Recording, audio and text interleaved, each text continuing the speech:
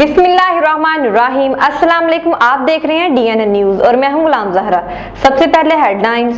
मुल्क डिफॉल्ट करे न करे, सफेद पोश इंसान डिफॉल्ट कर चुका है।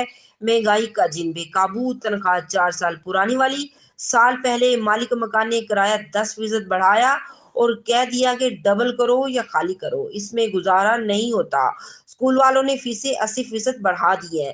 1000 रुपए वाली कापी किताबें 3500 रुपए में मिलने लगी। गरीब आदमी अपने बच्चों का पेट भी नहीं पाल सकता। 2 वक्त की रोटी भी उसके लिए वबाले जान बन चुकी है।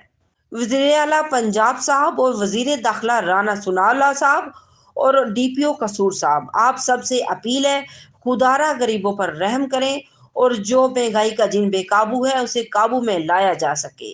गरीब आदमी जराइम पेशा अनासर बनने पर मजबूर है।